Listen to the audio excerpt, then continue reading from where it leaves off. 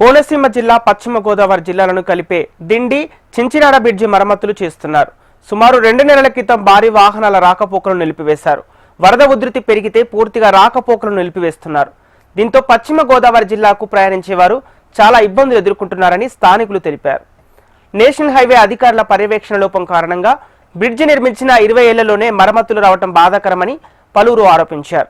ముఖ్యంగా కాలేజీలకు వెళ్లే విద్యార్థులు ఇబ్బందులు పడుతున్నారని, దసరా సెలవుల సమయంలో బ్రిడ్జి మరమ్మతులు త్వరగా పూర్తి చేయాలని వేడుకుంటున్నారు. చించినాడ బ్రిడ్జి మరమ్మతులు స్టార్ట్ చేసి చాలా కాలమైంది. అది దఫదఫాలుగా వర్క్ చేయడం జరుగుతుంది. కానీ ఇక్కడ ప్రజలు ఈ రాజోల్ నియోజకవర్గం నుంచి వెళ్ళే ప్రజలందరూ కూడా చాలా ఇబ్బందులు పడుతున్నారు.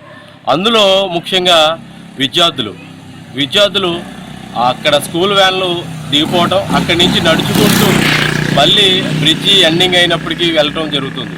కానీ పిల్లలు చాలా తీవ్ర ఇబ్బందులు ఎదుర్కొంటున్నారు.